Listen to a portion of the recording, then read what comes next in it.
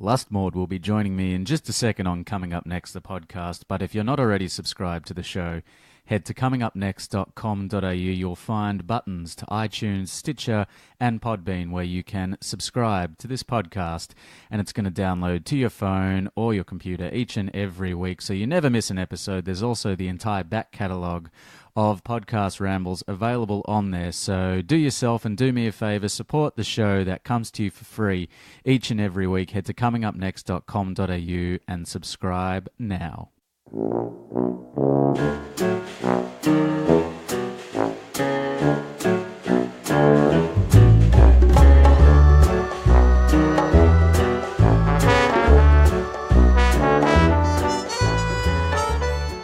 Hey friends, how you going this week? Welcome to episode 158 of Coming Up Next, the podcast.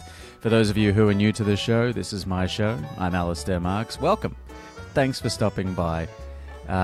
If you haven't already, you can find all the back catalogue of episodes at comingupnext.com.au. You probably heard that at the head, but I thought, hey, it's my show. I can reiterate it if I want to. Big thank you to Ivana Chubbuck for joining me on the show last week. Ivana is one of the master acting teachers in the world. She's the coach to people like Brad Pitt, Charlize Theron, Halle Berry, Beyonce, just to name a few. So if you haven't checked that episode out, you can find it at the aforementioned website, which is comingupnext.com.au. So huge amounts of thank you to Ivana for sharing her life story and just being incredibly open and honest and raw about her journey to where she is now. Lustmord joins me this week for a big old podcast ramble. Lustmord is a musician, he's a sound engineer, he's a sound designer, he's a film composer. He invented his own sound in the late 70s and early 80s, kind of at the end of the punk revolution that was going on. He grew up in Wales, which is where he met his partner, who also is featured in the background of this episode, and has just had an extraordinary journey and career to date. He invited me into his home in Los Angeles to have a great discussion about life, about creativity, about whether or not it means anything, about what it was like to score The Crow, about what it was like to collaborate with Tool, which not many people have had the opportunity to do. But instead of telling you about the bullet points of this episode, I'm going to pass you over to myself to kick off the interview. Remember, subscribe at comingupnext.com.au to the show. It comes at you for free each and every week. It's the best way that you can support us. And by us, I mean me and all of the amazing people that I'm fortunate enough to speak with. Anyway, here it is, episode 158 of Coming Up Next, the podcast with Lustmord.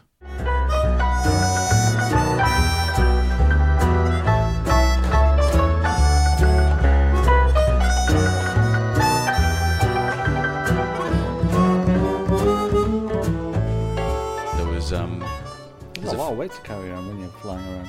Yeah, well, I had this is pretty portable, but when you're flying, it's a pain in the ass. Yeah. Well, this is like the smallest version of the kit that I've carried around because I've been flying around with cameras and lenses as well. I do these live shows and I have to make sure that, because I fly and I do a show and I fly back a day or so later, and I always have to make sure that everything I do to perform live fits in a backpack, because if you lose my luggage I can't do the show.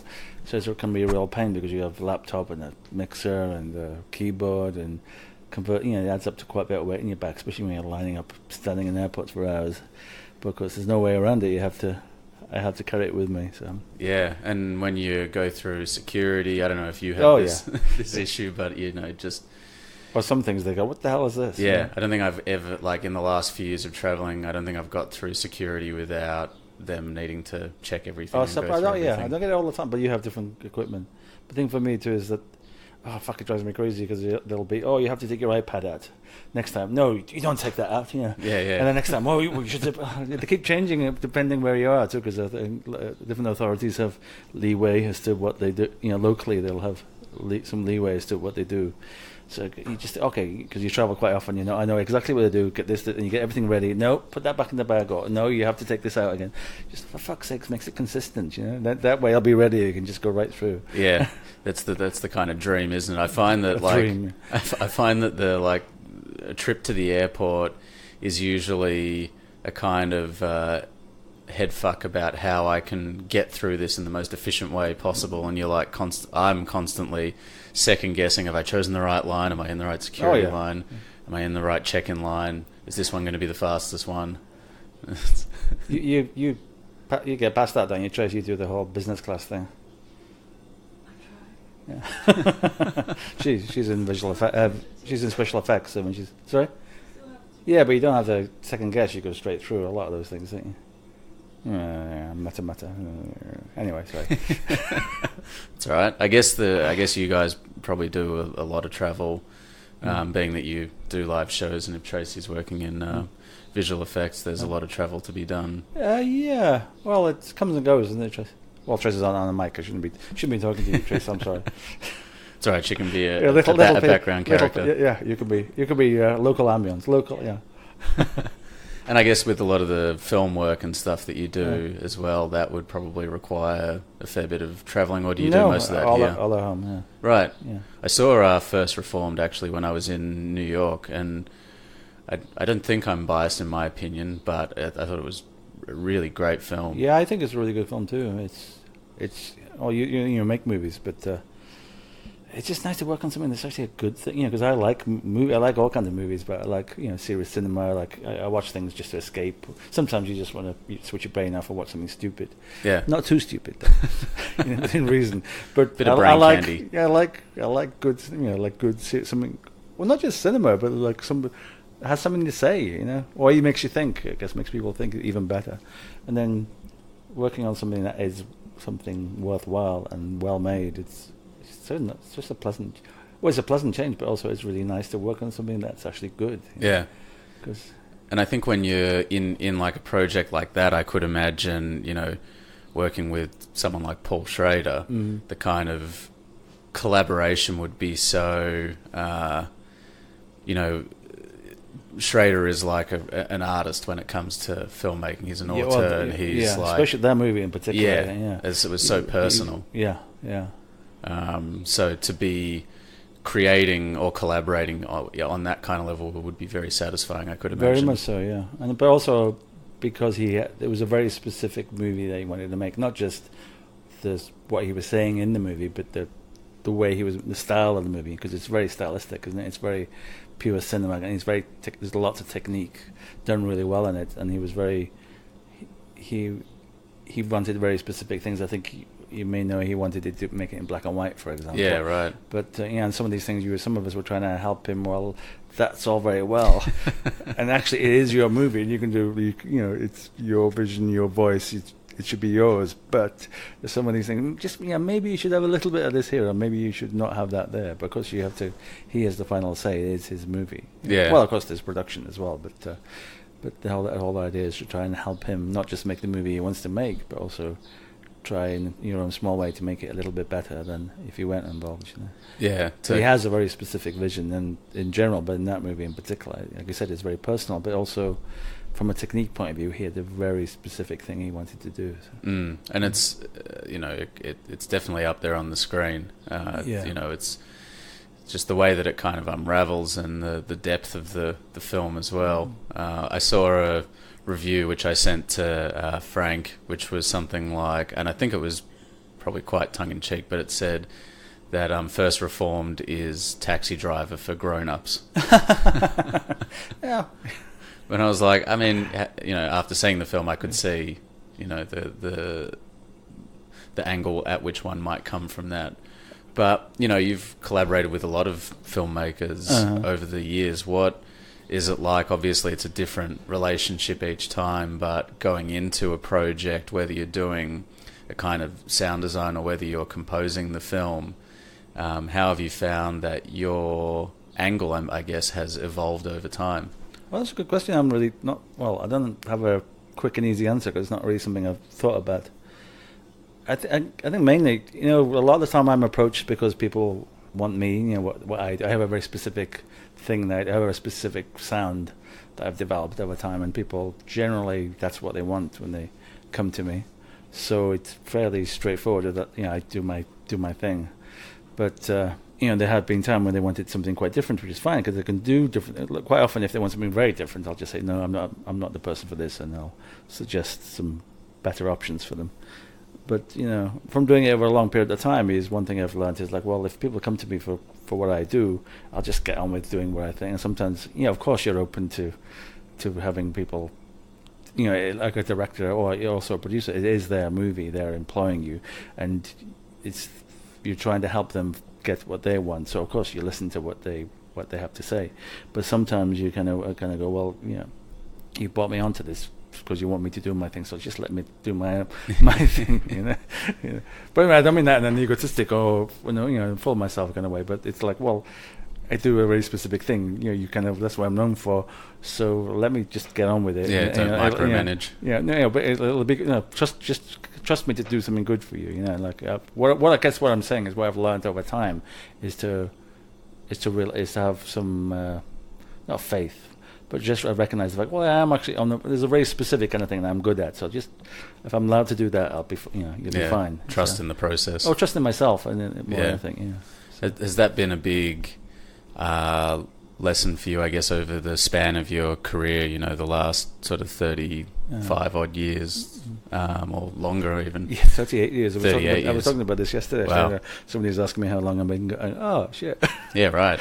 You don't really think, and you kind of, hang on, 1980, but that's not, and you go, oh my God, 38 years. Yeah. It's pretty extraordinary. Yeah. But I suppose, has that been like a big through line for you as someone who is an artist, a creative, to really learn to trust your instincts and to trust what you're doing? Well, you're always trying to be better, but I think over time what I discovered, it's only in the last few years, I'm people are willing to disagree with me, and I may well be wrong, but in my opinion, over the last few years, I've finally managed to be really good at it. I mean, I've always been okay at it. Sometimes you kind of bluff your way. Well, like most things in life, a lot of the time you just bluff your way through things. But in the process of doing that, you kind of, without even realizing, you're learning. You're learning by your mistakes, but you're just learning. And then after a while, you realize, oh, actually, I know this stuff now. I can do this. And you can. And I don't have you don't have doubts anymore. Yeah, and you start to trust the kind of madness that's inside you. Well, I've always done that myself. Right. I've always been very comfortable with who I am. So. Well, I think that's crucial to the creative process. Yeah, I think. What about crucial? But I know what you're saying, but I think there's so many examples that it's not the case. People, true. Love. I talk about creativity quite a lot actually, because I find it really interesting. You obviously know quite a lot of creative people. You're obviously creative yourself because you say you make documentaries, filmmaker, etc. But so most of your friends are probably most, if not all of your friends, are creative in some capacity. And one thing we know is that creative people are different. They think differently. You have to be able to think outside the box in order to approach things differently, literally see things differently, which is very useful when it comes to being creative. But of course, it does have its downside quite often because creative people tend to be in various degrees of, the polite word would be eccentric. You have to be a little bit. You have to be. Well, I always said you have to be crazy to be a creative person, because any sensible person would not do it, because the chances of success are small. The chances of any kind of financial success is very small indeed. It's possible, but it's unlikely. So you have to be, a sensible person would just get a regular job, work 9 to 5, and be comfortable. Like maybe struggle a bit, but at least could pay the bills on a regular basis. But of course, a creative person can't do that. They're literally kind of crazy enough to not do that. But then again, a creative person can't do that. They have to create. And some people are a little bit crazy, a little bit eccentric, and they have that we all have our little quirks. And then there's, on the dial is a little further and further, and some people are just creatively, amazing, but they're just a little bit too crazy for their own good. Unfortunately. I think that you feel, one feels compelled by their creativity to to either pursue it or to put it in a box. Or Well, you don't have a choice. I don't think that's the catch. Yeah, right. You mean like making movies, making music and stuff. I mean, it's not like I say. It's not something you choose to do. If you do it to make money, well, that's stupid. You shouldn't do it. There's a possibility that you will make money, but there's a much bigger chance that you won't. So if you want to be famous, rich and famous, do something else because you have a better chance of success. Mm. And that brings me to other things. So like there's some people who do things like go into movies and music, etc., to be famous, and usually they're if they're ruthless enough, they will become famous because they'll do anything, literally do anything it takes to get there. They'll fuck anybody, they'll stab any friend in the back, anything it takes to become famous. And usually a byproduct of that is you become rich. So, but the kind of people I know, and I suspect the kind of people that you know, who are actually rich from doing creative stuff, tend to be. It's a byproduct. They do their art, and they usually. There's a lot of talent involved, but luck is a huge factor, and there's a lot of very talented people without any recognition out there. I think persistence and a work ethic goes a long being way stupid as well. Enough, being crazy, and stupid, like you mentioned, 38 years with me. You either have to be crazy or stupid enough to just keep on going. And eventually, you mentioned this Paul Schrader movie. Well, that's recently. Like 30 years ago, nobody was asking me to work on those kind of. But you keep on going, because that's what you do. You're just crazy enough, or maybe stupid enough to keep going regardless. But you don't have a choice. But some people, through that process, they become really successful in a good way, in a positive sense, because it's well earned, and they become usually a great success brings wealth, and but that's not why they did it. They did it because they want to work on things. They would do it if they would do it regardless. That's the difference between people. I think some people will do it regardless, and some people use the similar. I don't know if I'm making any sense here. No, absolutely. Some people use a similar approach, but purely to become famous. Those are two very different things. I think the ones that you're sort of referring to who do find that sort of sweet spot of success from doing it for, the sake of the creativity and the expression, usually, or not usually, but can be, because they've been willing to risk, their kind of vulnerability and actually create stuff that is highly relatable or people can really connect with. And stay true to themselves too, and not kind of go by the whims of what other people expect of them. Like if you, as you start to become successful, and if you have a successful movie or a successful album, a successful book, or people then, it's interesting. People then want the same thing. But of course, the really interesting people will do different things. Yeah. And then half the audience is disappointed because you haven't done that movie again. Well, that movie already exists. Why would you want to do it again? And then the other half, or the other side of the coin is if you do something very similar again and keep those people happy, then at least half of the audience is going to be really unhappy because you've just done the same thing again. Yeah, it's like catch-22, I suppose. Well, but the thing is, you don't really care about this stuff because it doesn't matter. At the end of the day, it doesn't matter what they think. You just stay true to yourself. Yeah. I suppose usually talk about this sort of stuff towards the end of the conversation. Well, let's make this the end then. We've just we've dived head first into it. You can edit it. But I'm curious. 38 years into a career, what is? I like the way you're saying it's not at the end of a career, still into the career. I like that thinking. But I suspect you'll continue to feel compelled. Yeah, compelled. That's the right word. Yeah. How do you at this point in your career define success versus maybe at the beginning of your career? That's a really good question. Is that one you usually ask? I mean, I don't know. I'll get back to you on that one. Okay. I'll have to let that one percolate. Yeah. Well, I don't know.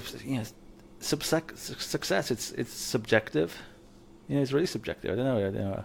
First of all, I'd have to go away for a while and figure out what success actually means. What is success? I don't actually know, to be honest with you. I mean, you can. I don't. The simple answer, I don't know. I don't have an answer to that question because I don't really. It's not something I really think about. But also, success really, it's a matter of perspective. It's hard to quantify. One person might think that X is success, but I'm going to have to backpedal a little bit.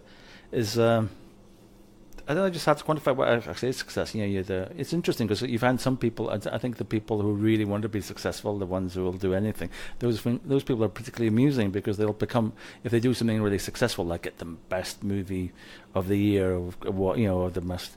There'll always be somebody else who's had two, or so they'll never think of themselves as being. They'll always have this crazy. The goalpost always shift. Exactly. Yeah. And then, but it's very personal. I mean, that's just success. I mean, just to be able to do what you, I think it goes back to the beginning, because I think there's a real success is just being able to do what you do. If you're using music as an example, if people are listening to it, that's great, but you do it anyway. If enough people, of course, things have changed a lot in the last few years with technology and things, but there was a time success was enough people buying your work that you could have used that money to do the next one. For me, that was always the idea of success. You could keep on going because you had enough support. You could financially, you were able to keep going, I guess. Well, that's an interesting point of conversation, how that's kind of shifted and evolved, because I know that with a lot of the streaming services that are available now, a lot of musicians and artists are making their money on tours as opposed to through record sales. Or selling merchandise on tours. I think even more so. I think it's obviously the same thing, but people assume that people make their money on tour by selling tickets, which they do to a degree. But the real money, if you're a successful band, is in selling merchandise on the tour. Yeah, right. Yeah. Wow, and that must have changed obviously a lot since 1980 when you began. Incredibly, yeah. Through to 2018. Yeah, and then in the 90s things changed completely. Yeah, I think. Well, it's interesting. I was gonna say you can't really make a living doing music anymore. I mean, there are ways if you're lucky, but there's way more luck. But you have to be doing something else as well. I mean, I'm lucky in the sense of I've been doing it long enough, and I've built this reputation now, or that through my work, people have heard about me, and now occasionally get paid work to work on a movie or something, do a remix, and I get paid, so I can make some money that way. But actually, as far as releasing albums and things, I actually refer to them as glorified business cards. They're very expensive business cards. That's what they are.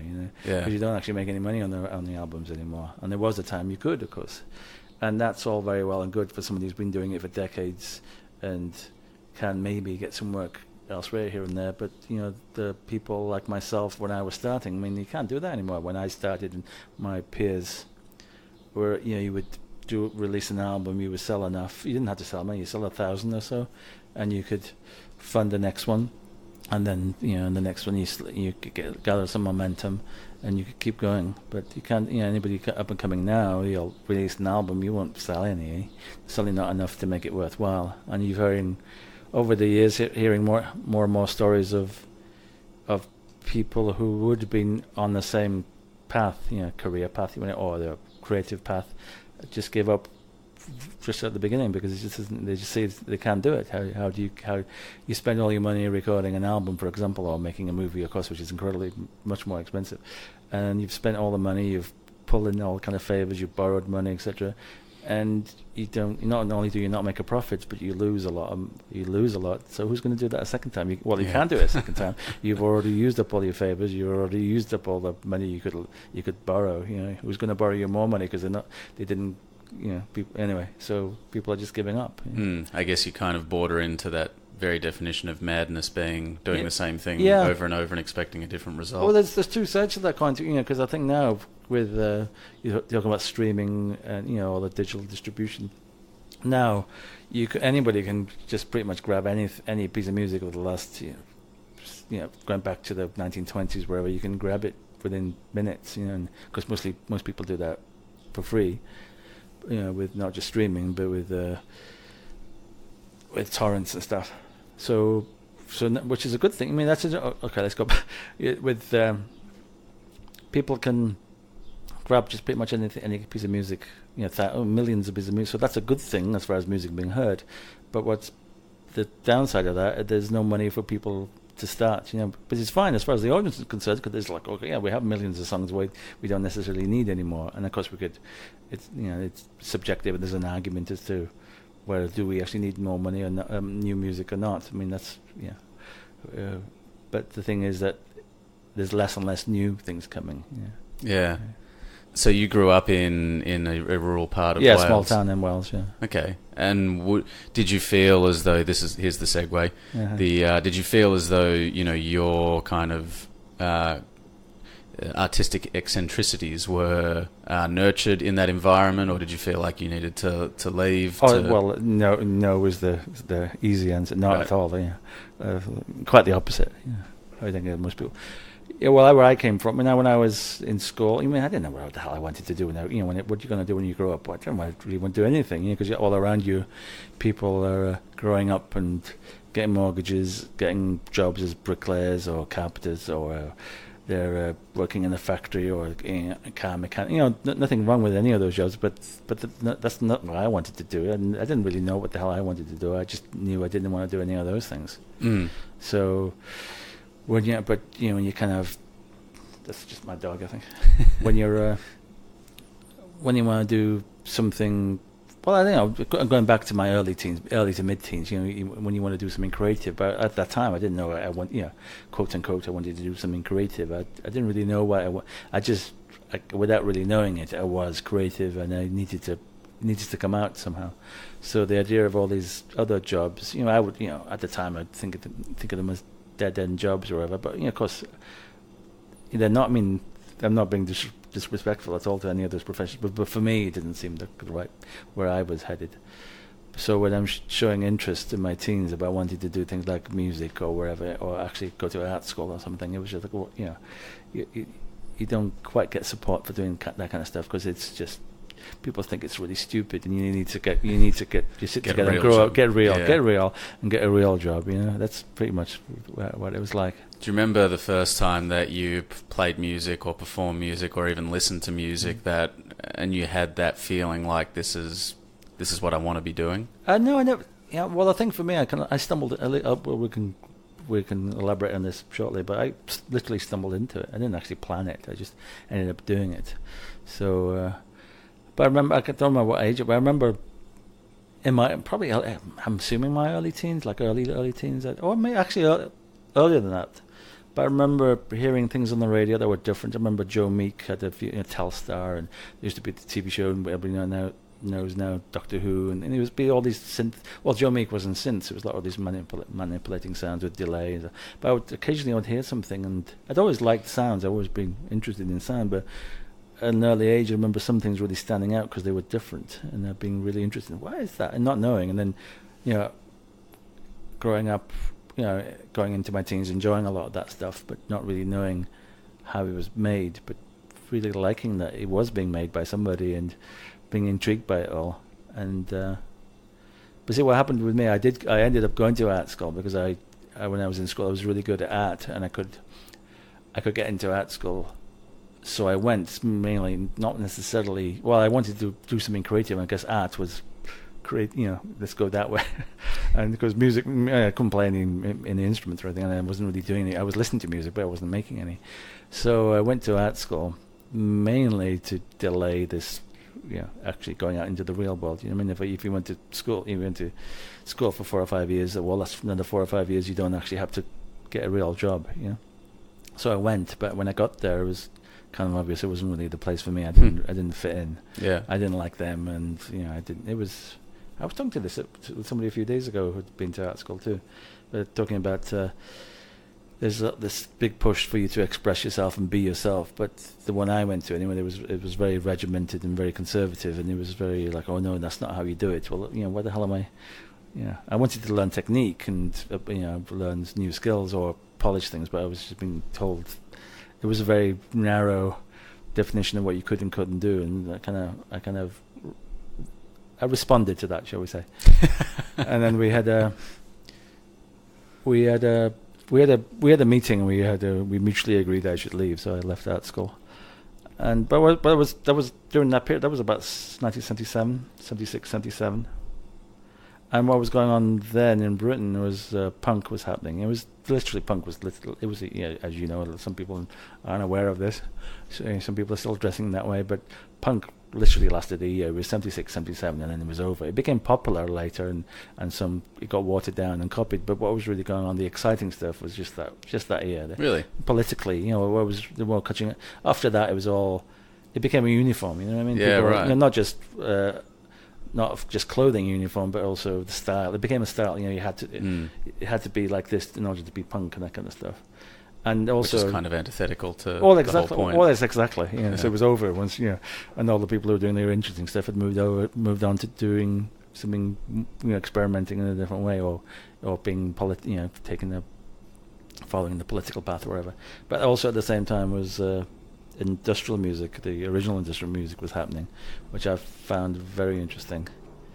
And there was the first Throbbing Gristle album, which is the guys who started the whole, and I really liked what they're doing, and I started writing to them, and we started writing back and forth, and I would go to their shows and really enjoy that, and I got talking to them, and I think over a year or two, we got to know them quite well, and they said, well, why aren't you doing this? And I go, oh, well, I mean, I don't do this, I just listen to people like you, and then, well, you can do it too, because they got to know me, and they go, well, you obviously have something of a, I'm paraphrasing, but it was something like, well, obviously you have a personality. Maybe they were, I don't know if that was, I think maybe they were being sarcastic or something. But it's that, you can do this too. Like, oh yeah, it was like, oh, well, it's kind of obvious when somebody points out, well, yeah, of course I can. And then I started playing around myself with making sounds, and those guys asked if they wanted to hear it. And I didn't have any equipment, didn't have any money in it, so I would just improvise, borrow, steal, and use whatever was on hand. And then they wanted to hear it, which was interesting. The fact that and I played to them, oh, this is good, and they told some of their friends about it, and next thing I knew, somebody else had been mentioning to it, and then a small label at the time said, hey, we should release this. It wasn't me wanting to make an album, it was somebody saying, hey, we should do an album. I'm like, oh, really? And then so I did an album, and it sold out, and it was 500 copies, which is more than enough. They're probably going to be sitting around for years, you're thinking, but no, it sold out pretty quickly. Yeah. And then, the second pressing sold out. So you thought you had something. Well, no, that's actually it's during that time, it was this, via Throbbing Gristle, I was introduced to this band SPK from Australia, from Sydney, I think, at the time. And because they were saying, well, you guys need to know each other because you're all kind of crazy and you'll understand each other. You guys should meet because you're on the same page. So we got to be friends with them, and then I was asked to join the band and get involved, which I did. A lot of the time I was behind the scenes, and then there was a couple of years ago, I think. I'm going to have to look it up, but I think it feels like it was a couple of years after maybe a year. Well, at the time when you're in your 20s, a year seems like a long time anyway. So maybe it's only a year, but it feels like a couple of years. But I was on a tour with SPK, and Tracy was with me. We were in Switzerland backstage, and these kids were kids. These guys are all these kids. They were 18 and 19. They were there, huge fans of the band, and they were hanging out backstage, and they were talking and chatting with them, and they were kind of in the course of the conversation, some roundabout way, they realised that I'm the guy who's this name Lustmord, this album, and they go, oh wow, you did that album, that's a great album, wow, when's the next one coming out? And I was going, and I remember it was an epiphany for me, because I thought, oh, I'll do another one sometime, but I just realised that just like I am with some music, I'm waiting for, I hope that band does another one, and we're looking forward to the next project or then a filmmaker's next movie. You realise, oh wow, there are some people out there who are waiting for me to do my next one. And so I suppose I should get around to doing that, because I was busy doing other stuff, in SPK and stuff, and I suppose I should actually get around to doing that rather than just talking about it. And also, you kind of, people are waiting for it. I suppose it should really be better than the first one. Right. It must be like a very gratifying sort of feeling or moment when that happens. I guess particularly at a time where there's not that kind of instant access. So it's like the music actually has to travel. Exactly, It's not just like I'm going to log on. Well, people often ask me why I chose the name Lustmord for my project. Well, the reason I chose that name is the way it looked. I wanted something that scanned well. Like you look at it, you go, oh, it'd be intriguing. So not thinking that years later you'd still be using it, or it would be used in Germany. You'd be playing live in Germany, and stuff like this. But I just wanted something that looked good. I mean, not look good, not just aesthetically, but it was like, what is this? This is intriguing. And so I chose that name because I knew that it would be like this. You wouldn't get played on the radio, or it would. Somebody might see it in a record store, or I'll see it in a magazine. This word, what is that? Because I had sometimes been intrigued by things like that. But because as you said, it wasn't an instant. It would be it was literally word of mouth, and of course sometimes word of mouth takes a while, especially when you're talking about certain kinds of things where are more, for want of a better term, on the fringe. There's only a certain kind of people who are going to be interested. So there's less mouths to pass it on to. Yeah. Well, I wouldn't have suspected that it was going to be played on mainstream radio. Hell no. Yeah. And so was the next album that you made as Lustmord after that, was that Heresy? No, that was the third one. The second one was Paradise Disowned, when I was starting to find my sound. I was looking for, because the first album, early on, like most people, you sound like the people who influence you. I was trying to find my own. Well, I wasn't so much trying to find my own sound. Actually, what was happening was that one of the main reasons I was doing music was I wasn't hearing the stuff I really wanted to hear. They didn't exist. So okay, I'll just make my own. For my own. Well, not for, I was going to say for my own amusement, but which I guess but it's more my own enjoyment, I guess, or just to have, I'm not already hearing this sound, so I'll create it. And it was this Heresy album you just mentioned. That was the third one. That's when I finally I was working on it, but that one, that's the sound I was trying to get. And for me, the irony of that is when you finally get this sound that you've always, this doesn't exist, so I'll create it myself. And of course, once you've done it, I don't know about you, but I think most creative people, you don't watch your own movies, you don't listen to your own music, so it's kind of irony that I create these. I don't go back listening to them or anything. Yeah. But it's actually it's not even the recording part is kind of boring. I refer to that as just having to get down and dig the trench. It's the conceptual side. I really like planning them out, and I get really energized, with on the idea side. So. Yeah, no, I definitely feel that, particularly when I go to write, like if I'm writing a script or something, if I'm working outside of the documentary world, and you kind of have that inceptive sort of moment where you're like, this is an idea that I am very connected to creatively, and then it just kind of pours out. Yeah. And then for me anyway, all the doubt starts to creep in, and all the kind of existential sort of monkey mind sort of stuff starts playing. But how did you find that you were evolving your sound from that from the first album through to Heresy? How was it just a lot of trial and error? No, that's funny because no, it's interesting because people in the past, people have wanted to release compilations of unreleased material. I don't have any. I just record. I plan it out and I record it. So there are. But the trial and error thing is I plan it to be a certain way, then I literally roll up my sleeves and dig that trench, and then it's all, I know where it's going to go. I know where I've already laid down the blueprint of how long the trench is going to be, how deep, all that kind of stuff, But for me, it was just to do with technology. I just an ability. I'm not a non-musician and can't play anything, but of course it's more of a sound design thing anyway. So how do you do that? I don't know. You kind of. You don't so much figure out how to do it. You just create your own way of doing it, and like I said, I think early on, for me, just speaking personally, I was trying to get there. So I was using technology. I ended up buying a synth, and I would loan equipment and stuff, and effects and things to try and get this out. But of course, that wasn't really. I thought that's the way I would get there, but those things were just getting in the way because that's not the sound. I was looking for a much more organic sound, and it's only a few years later when I think Heresy was it was the very early days of I had an Atari computer and sampling and stuff, and now I could actually manipulate audio, which is what that's the sound. That's where that sound came from, not on synthesizers and guitars or effects. So there's a lot of effects, but actually taking audio and in my head saying, well, if I manipulate this in a certain way, it's going to result in this sound, and I can combine it with these other manipulated sound, and that will create that will then create thing that I want, which is what I was doing in that period. So for me, it was more to do with the technology actually evolving, so it was possible, basically. It must be sort of, as you're describing that, I'm thinking about, I see like things in images and lights, and I could imagine that for you, and probably particularly at that point in time, the way that your ear is kind of tuned into things would be unique, in the sense that you're constantly looking for those or hearing those sort of sounds and the ways that they well, can not be... even looking, like I think maybe for you too, it's more like actually just hearing things.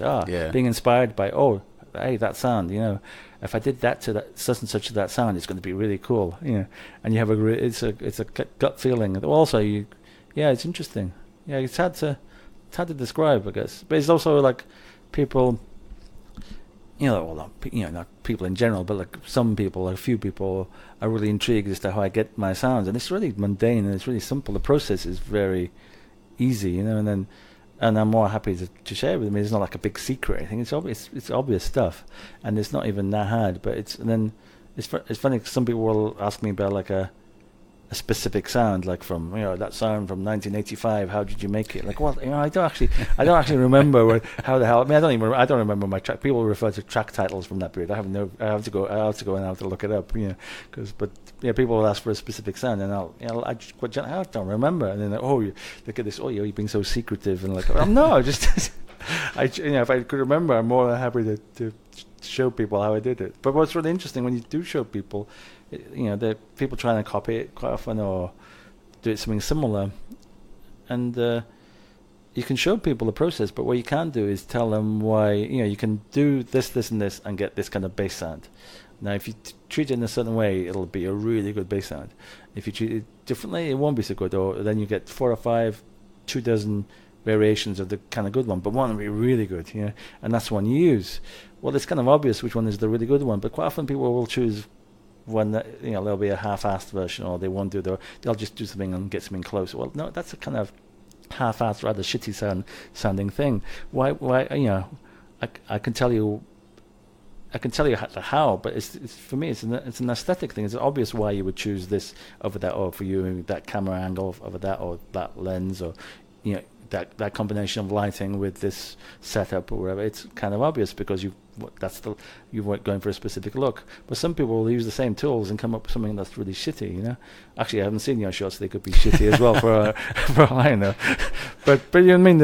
It's funny because you can show people how, but you can't help them choose the right. Well, I was going to say choose the right thing, because it's not a right thing. It's again, I've used this word a few too many times today, maybe, but it's subjective. To me, that's the obvious thing to choose, and I put it together with that thing. It's kind of obvious. It's like the funk, If you have the funk, you can get on. Not comparing my work to funk, but I think you know what I mean. But if you either have it, or you don't, you can or you can't. So yeah, there's. And it must have been an interesting period as well, as you're saying. You're kind of creating this sound and this genre of music and soundscape. It must have been an interesting time, because naturally, as it was becoming more successful, there would have been people who were trying to imitate or leverage off the success of what you were doing. I could imagine it could be potentially frustrating or. Well, for me, it's strange because it became a genre, which is it's interesting. I'm raise an eyebrow at that you kind of, but like I said, there are people that ended up copying that style, which is very flattering. But the thing is, a lot of time I didn't find it very interesting what people would do, and it's not the kind of thing I would listen to. I'd listen to things that have a groove and stuff, which is going back to what I just said about not listening to my own work because it didn't exist. And now there's other people creating the same thing, but I can't listen to their things anyway because a lot of the time I just don't think it's very interesting. But what happened later on is it became like a style people would use in movies to a degree, but also in video games and things. And they would get people, I've spoken to people involved where somebody on the creative side would be working on something using my music as their reference, and the stuff they would have there as they were working on a project, and then come to an end wanting to bring me in to do the actual music, but then the powers that be, the people with the money, say no, we'll get somebody else, and they'll give them a big check to copy my thing. And I go, well, what the fuck didn't you just come to? That's happened quite a few times, and that's really frustrating because I do that stuff. That's what I do. Just come to me and I can do it. I can do it for you. So why the hell would you go pay somebody else more to get them to do it? Usually, when the people are getting paid more to do it, is because there's a name and they want the name. Right. But they were just referencing what you're doing. Yeah. What was it like when you first were brought a film to collaborate on, and then I guess from there you started working in video games not too long after as well? Video games are a few years later. It was.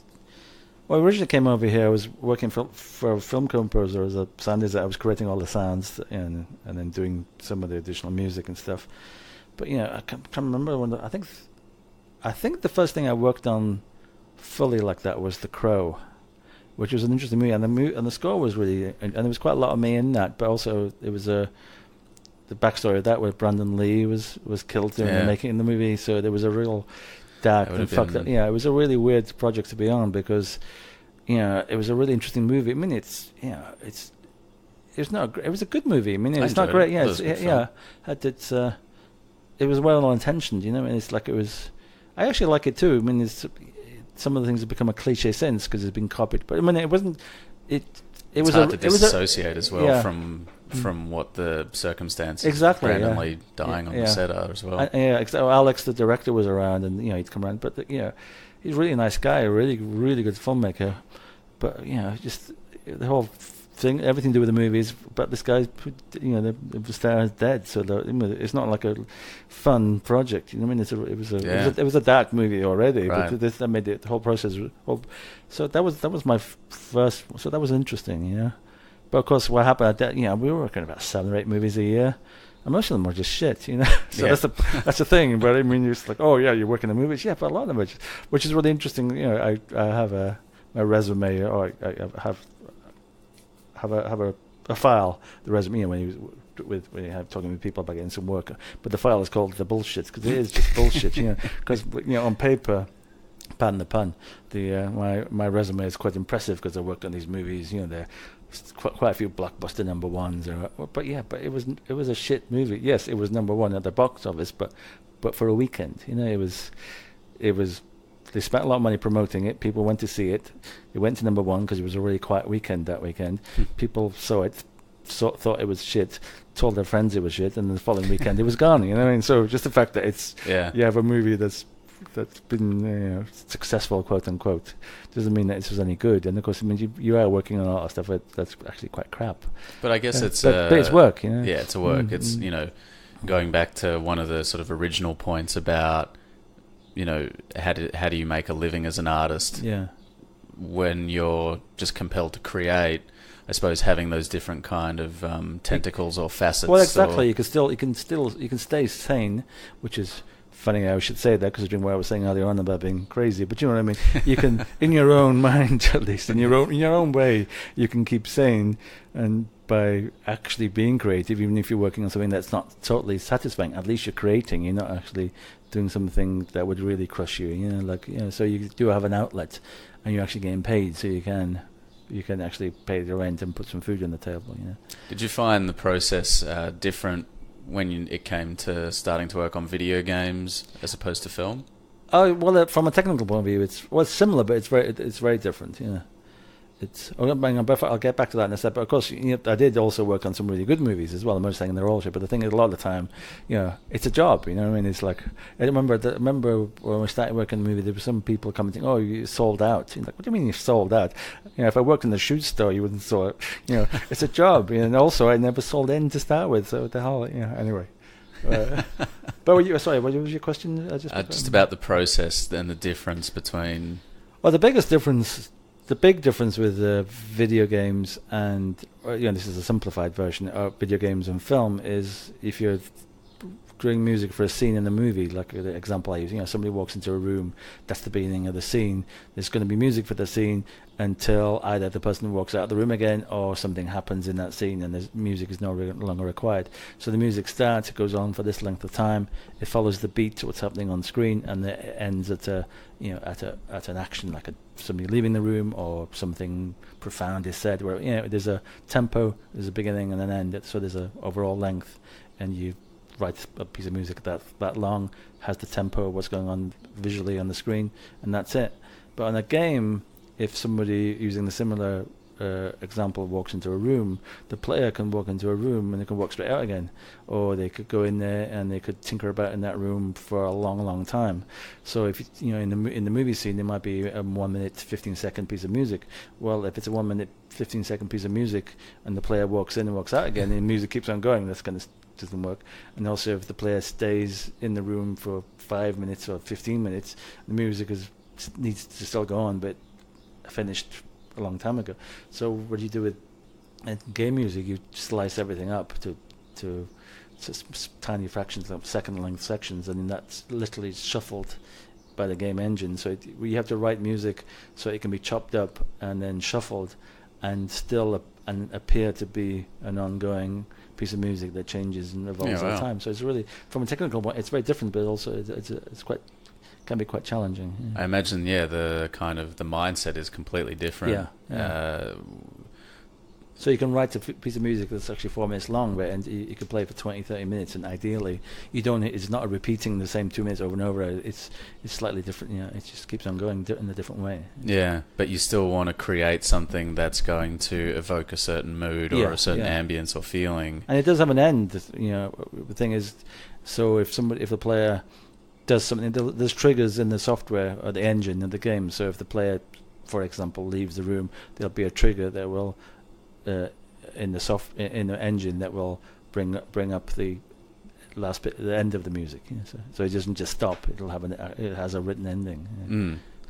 So while you're doing this, I guess, kind of feeding or supporting your habit of don't forget, I also have a wife that works all these years, so that helps. Right. Something about being creative and stuff. There's a lot of the time you're not making any money or not enough money to it helps if you're in any kind of relationship, but there's also another person with an income. That's the only way to survive, really. Yeah, right. How did you guys meet? We met in a bar. We literally met in a bar. Was that in Los Angeles? No, in Wales. We've been together for 34 years. So wow. Tracy was in the bar with her friends. Me and my friend Nigel, now deceased unfortunately, but anyway, we were there and we saw that they had drinks and we were trying to steal their drinks. Because I think a bottle of vodka, I think it was, because we were so cheap. We were just cheap and like a bunch of. It was a student town, so we were always taking advantage of not in that way, but you taking advantage of the students because they're kind of gullible and and you steal their drinks, But these girls, we also give them shit, but Tracy and her friends give us shit back with, they're actually quite cool. Yeah.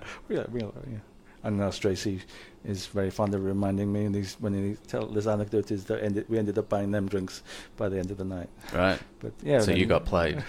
Yeah, we got played. Yeah. It wasn't even vodka. It was water. Yeah. We met in it's Conyers. We met in a bar. And like I said, we've been together for 34 years, so it works. That's pretty incredible. How have you found, because I could imagine, or I know that navigating relationships can be very challenging when you work in creative fields, if you're out on tour, or if you're working long hours. Well, we tend to do things together, don't we, Chase? We're like people that watch the big... we're best friends, so we tend to...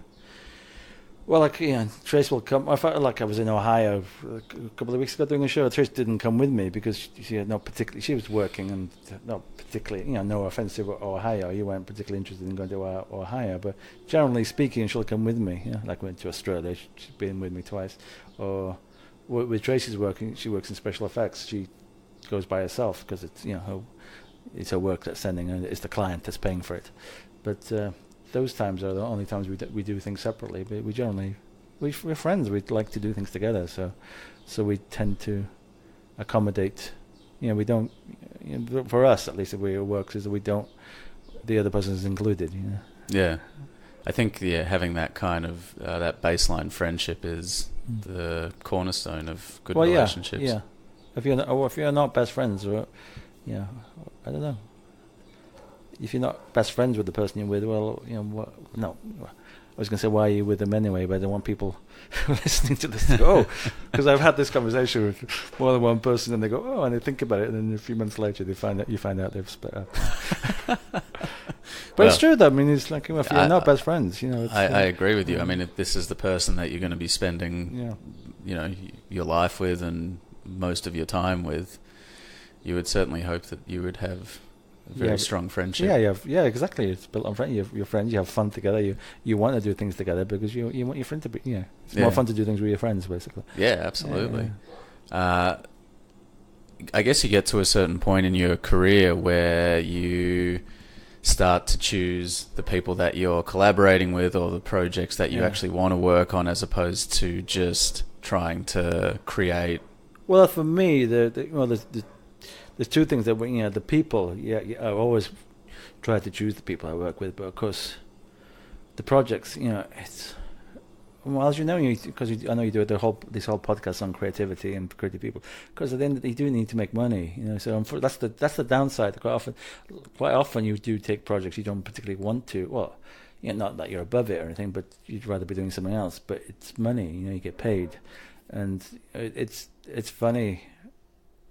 It's how life is, how we treat you. Because a lot of the time, if you don't get any offers for, you're kind of struggling for money or everything, there's nothing coming in, and then you'll finally get an offer for something you don't really want to do. It's kind of not really interesting. It might not even be, crap project, and the money is not great, but at least it's something, And if you take, as I'm sure you know, if you take that job within 24 hours, you'll probably get an offer for something much better for much better money, something that you really wanted to do. That's how it works.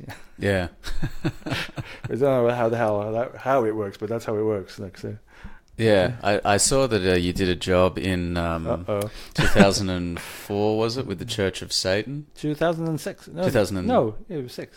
Yeah. Yeah, 2006. That was the whole point. That was the whole point of doing it. Yeah. Right. Yeah. I saw a comment that you made that was like it was just too amusing or something to turn down. Well, that's the thing. That's why I was correcting in the dates. See, I hadn't played live for 25 years, and for a few years I've been talking about, I should really play live. I've been busy. I've been doing this film. There was no time, and also from a technology point of view, how the hell am I going to do what I do live? But slowly those things were coming together. They was getting more, and I was talking about doing it, and just talking about doing it, and then the Church of Satan literally called up and said, we're doing this, what the hell do they call it, this ritual. It's like a high mass or something. Yeah, I think it was members only. It's our 40th anniversary. We'd like you to do the music. The money was like nothing. It wasn't something to do for the money, because it just wasn't worth it. But I raised an eyebrow. And they wanted me to do the music, and the thing, they were doing it on 6/6/06. So I thought, because I have this image, this dark thing, and I have this, people. I have this image. Full stop. And I thought, well, geez, if I don't play with Lustmord doesn't play on 6/6/6. I mean, I'm never going to play it. So I'm going to have to do it, because it's just so. Often it's just like Spinal Tap. Me doing a first live show in 25 years on 6/6/6. Come on. That's perfect. Yeah. So I'm going to have to. I mean, how can I say no to that? Yeah. But you yourself are not a Satanist. No. I'm an atheist. I'm a kind of outspoken atheist. Right. Well, I have strong opinions. I have my viewpoints, my opinions, but I respect other people's opinions and I'd like them to respect mine. So I'm an atheist. So I've never needed any of that stuff. Right. So do you feel like, obviously, there's no life beyond this? Well, I don't know. Beyond life, I don't know. I have no idea. Right. It'd be nice to think there was, because it'd be nice to keep on having these wonderful thoughts on mine. But I have no idea. Do you feel like there's a purpose to why we're doing what we're doing, or do you feel? Well, again, I have no idea. So the thing for me, I like. I tend to look. I don't want to get too pretentious right here. Well, good luck with that one. But I tend to think of things on a cosmic scale. I find it really interesting. Our place. They're using the language around things. We're here. We seem to, because we can go into the whole philosophical side. Do we actually exist? is everything in my imagination? All those things. But let's put that aside for now. Let's agree that we seem to be here. We're here. We're on this planet, and which is really interesting. Yeah. So there's a whole bunch of things going on, as far as, well, are we the only specimen in the universe? In which case, it's mind-boggling, and if we're not, that's also pretty mind-boggling.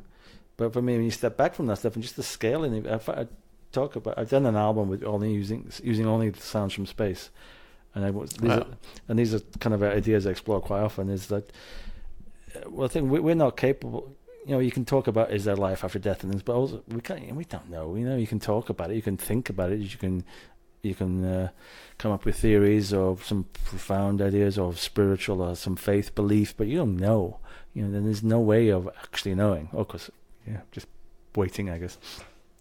But when on a cosmic scale, we can, as a species, we are incapable of comprehending the scale of these things. There's the time involved it takes for things to travel, the distances involved in the universe, the size of the universe, the amount of things in the universe. We can, in an abstract way, kind of come to terms. We make everything, we simplify things and make them very abstract in order to be able to not so much understand them, but to process. To live with it, I guess. Yeah. But when you really think about it, so for me, it's not just do we have a place? I mean, it seems unlikely to me. I mean, it's an interesting. I mean, I'm happy to talk.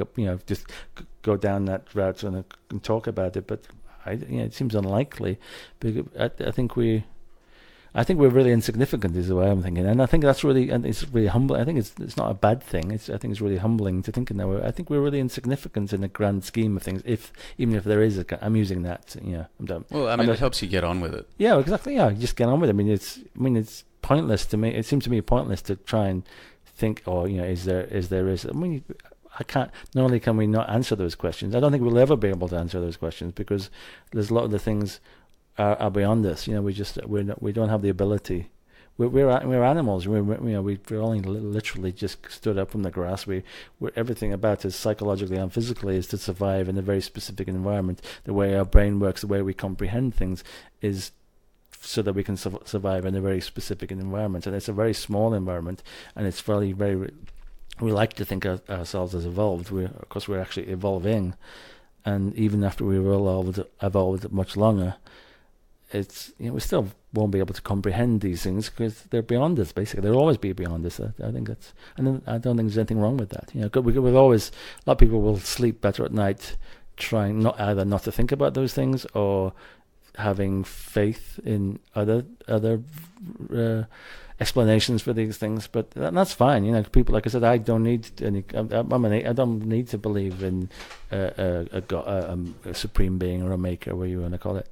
But some people do, and that's perfect. Well, of course, it's their right. I'm not going to criticize people, but I'm not just talking about the Christian God thing. For me, all that stuff. The Christian, the organized religion stuff, for me, is a bit troublesome. It's not troublesome. I think it's pretty negative, and but if people want to believe there is some kind of thinking behind it, first of all, they have every right to, and secondly, I certainly can't say there isn't. I suppose whatever helps people sleep better at night, like you say. Yeah. But I think, like you say, there is something that's very humbling about acknowledging and accepting the insignificance of, recording this podcast. Well, exactly. What's this going to be? Put a roll down already. No. But no, I don't think it's a downer. I think it's. I was being. I was being amusing. Yeah, I think it's healthy in myself actually to be aware. Look, that it's interesting. We've always, again, going back, as we like to think of ourselves at the center of everything. We've totally fucked up this world, by being really selfish and everything. But we're okay. The way we treat the planet, the way we treat other animals is awful. But we all have this self-importance. Everything revolves around us. It doesn't. Not by a long stretch. How did you manage to get sounds from space to create that album that you were referencing? It was, growing up and living in Britain, and we've mentioned Tracy before. Like, we were living together, and this is an idea that I always I talked about concept, how I really enjoy the conceptual side of it, and then the dreary bit is putting it. Not dreary, that's over. It's kind of boring. Laborious. Laborious. Thank you. That's perfect. Laborious part is actually putting it all together. I had always wanted. I can't tell you when the idea came from, but I've always, as far back as I remember, I had this idea of doing. It would be great, being interested in these subjects. It'd be great to record, to have access to those sounds and doing something with them, in the ideal world, the whole album. But how the hell do you do that? And especially when you're living in Britain, and we're aware, that NASA had sent out the Voyager probes, and they were doing, had recordings on those. But they were also recording sounds of the solar system as they were heading out. Are aware of those things. But how the hell do you get those things? I mean, this is NASA. This is other side of the world. We can't just call those people up and ask, can you send us those sounds? I've been living here, I think it was about 6 or 8 months. We were living in Los Angeles and having this conversation with Trace again. It would crop up every now and again. We hang out, we talk, chit-chat about things, and this, we probably saw some documentary or wherever they came from, the conversation going again. And Tracy was saying, well, we're living in LA now, and isn't Jet Propulsion Labs here in LA? They're the ones who are responsible for the Voyager and tracking these things. So maybe they're probably in the phone book. Really? So we'll often get in the white pages, and sure enough, that there's a phone number in the phone book. So I called them up, and said, I know you, being in America, you have to say things like guys. I know you guys have been recording sound from space. Is there any way of does one go about getting hold of those? And I was told to hang on for a while. This is pass me on to somebody else, and I waited for a while. Quite a while, actually, quite a few minutes, and then eventually somebody picked up the phone in the right department, and then they were saying, "What are you looking for exactly?" Well, I'm looking for sounds recorded in space, and started to tell them what I was looking for. Oh yeah, we have some of that stuff. Yeah, what's your address? And give me your address, and a few days later, a box arrived on the doorstep with all these cassettes of. And that's incredible. Yeah, and they sent me the original tapes too. It weren't even copies; they just sent me the originals. And I was asking them on the phone about, because I knew, and they said they used to record them on Laserdisc, because we used to buy movies on Laserdisc, so we're familiar with the form. I didn't know that there was such a thing as re-recordable Laserdiscs, but that's what they were doing. They were recording on laser, and when after the collection would get full, they would go over them again. So they would just, so just imagine the whole SETI thing. There was a message from a far-flung civilization. They just erased it and recorded something else over it. That's which is funny. It would be ironic, but I've used that term. Irony is kind of, life is full of irony, and I'm kind of amused by the whole thing. Oh, I love irony. Irony is my favorite thing. I'm a big fan. Well, no, sometimes irony can be a bitter pill. Yes, but even that's ironic. Yeah. Blah blah blah blah. But that's how we started. And then with these tapes, and some of them were really good, but they were on cassette, and they needed cleaning up. And then I did gradually reached out and trying to find more, and then I got better quality. Well, this just digital recordings, and it took over a long period, many years. I got enough to make an album. It must have been pretty mind-blowing to hear these sounds that were recorded. Well, some of them are just, a lot of it is just noise. A lot where you can hear them on the radio, like this white note, in between channel. A lot of it is just literally noise, and a lot of it's unpleasant. So. Yeah, but occasionally, there's definitely some things are really nice pulses, or there's nice washes, or some of them are really interesting textures, but a lot of it is just irritating. If I was a Japanese noise band, it would be perfect. You just play it out really loud. That would be it. But a lot of it is just, well, it's all noise, obviously. But again, going back to, I've said that a few times now. Going back to where I was commenting earlier about choosing things, the aesthetic of filtering out. Well, in some cases, literally using a filter, but by going through things and putting some things aside as unusable, and others. Again, it's an aesthetic thing. Some people might enjoy an hour of just noise and stuff, but there was some people sleep with it. Yeah, exactly. But there were some really interesting. And it got like pulsars, and were really good, and so it was an enjoyable process. Well, Brian, thank you so much for chatting with me and having a good old philosophical ramble. Okay, trademark. Actually, I wanted to ask you about one other thing, that was collaborating with Tool, and what that process was like for you, or if it was any different, or if it was. Well, it's interesting. It was. I mentioned. Well, I didn't. I mean, obviously you know who they are and stuff, but it's because we're living here in LA. We kind of knew of them. This is years ago, a couple of decades ago. We knew of them because they received car stickers with Tool on them. So we're this rock band called Tool. Yeah, whatever. Yeah, don't really follow rock music, so I didn't really have much interest. But I'd seen the videos, and I was a big fan of the videos. And then out of the blue, I got an email from Adam Jones, who's the main guy in the band. And he emailed me, he's like, I'm a guitar player in this band called Tool, and I'd like to work with you. And he came round about a couple of days later, and I think Trace was I was by myself at the time, and he was here for about 3 or 4 hours. We were just hanging, and we didn't talk about music at all. We were just talking because we have a house full of toys. We talk about toys and comics and movies. We just thought we just had so much in common, and we just became instant friends. And then he introduced me to the Malvins and stuff. I did an album with them. But what happened with Tool, it was really interesting with them at the time, because I was mentioning when I started in Throbbing Gristle and stuff. It was a really good time. It was a really good, healthy time. People were helping each other out. Like if you were working on stuff like I was, and other people, all of us, you didn't have the right piece of equipment, or somebody would borrow you a drum machine or the right delay, or some people playing live and say, "Well, don't work with this person," or give you a phone number of something else, and they would bring in the extended family. It wasn't people, the whole industrial. There was a scene. It wasn't really a scene. It was just a bunch of outsiders and journalists would refer to it as a scene, because all these people were seemingly working together. Well, you were on the same side, even though you were doing different things. But a lot of it was just you were on the same side, so you'd help each other out. And it was seen. This bad grammar. It was seen as a scene, which sounds really anyway.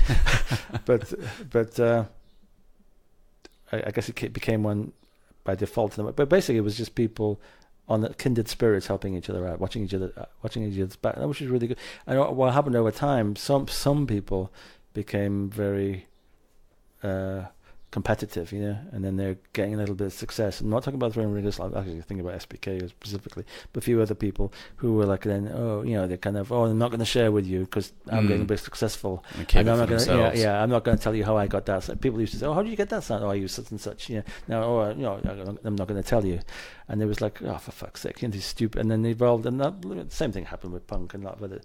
And it was just early on, it was a good, healthy thing, and then it became the same old crap. Then fast forward years later, meeting Tool and getting involved and getting to know them as people, seeing them bring their friends on and support back. It was exactly the same. It was really, that's the main thing I got from working with those guys. It was really nice to go back to people actually helping each other out and doing it for all the right reasons, which is And they were one of those people I was thinking of when I was mentioning earlier about success and fortune. Those guys became really successful by being really good, but also being really good. They've become financially successful, but because not by being assholes, but being good people. Which is so it is possible. Yeah. Well, that's very nice to hear that they're good people. Oh, very good people. But on the creative side, it was just like really. I wasn't I wasn't that familiar with. I was a fan of the videos. I was and then getting to know Adam, who directed the videos, and it was interesting going. Not only were they really easy to work with, but they also asked me to remix them. I think I'm the only person who's remixed them, and I wanted to do certain things, and I was going to have fun with it, doing like these big dub remixes. But they said, no, we want you to do your thing because we want our fans to hear you. That's how they think. They wanted the whole reason they were getting me to work with them. Well, they wanted my sound to be part of some of the things they were doing, but a big motivation for them is they have this big following, and they wanted their following to hear the things that they like. So they were very insistent. No, when we want you to sound like you.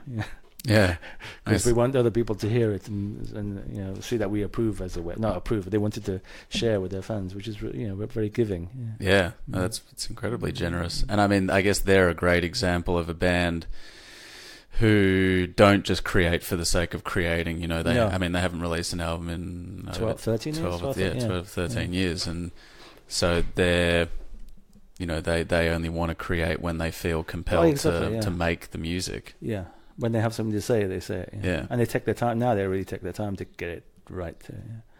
So it was really rewarding working with them, because normally, I became, hearing their work. Oh wow, that's actually quite good. It was actually good. And then it was funny when we went to a show, because they play live. And so they played live in LA, and they put us on the guest list.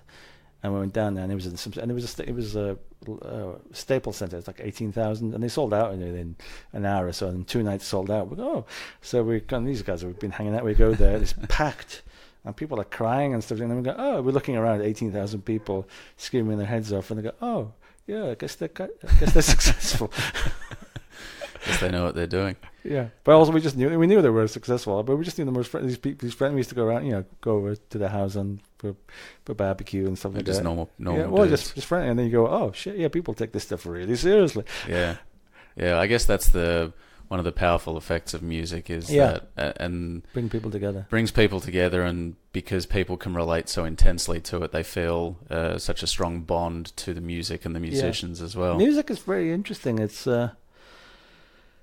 unlike other things come close, film, poetry, literature, landscapes even, but music has a really interesting effect on people. Like you said, it brings people together in a way a book does. You can have a book club, but you can't have thousands of people in the same place having the same emotional reaction. But also, from a distance, people can talk about music in the same way. But also, people can hear that earworm thing. You can hear just a couple of, and you can stay with you for days, or you can hear a couple of notes and know the whole song. You can affect people emotionally in a very different way that pictures or words can, in a way.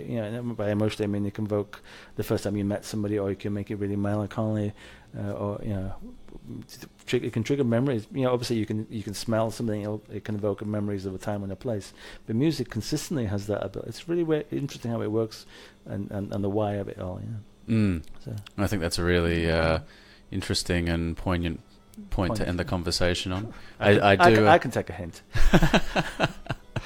Let's stop it now. I do end all of my conversations with the same question, and maybe Tracy would be better placed to answer this than you, but the question is, what makes you silly? Jesus Christ. I just thought... Alcohol. Vodka, specifically. More of a gin.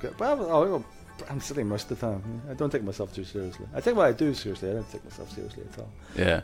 I think that's a key ingredient to enjoying what you do in life. I think it's important to be silly. I mean, obviously, there's different types of silly. It's good to be silly. And I guess it's talking about not, what do you want to do to grow up? I never wanted to grow up.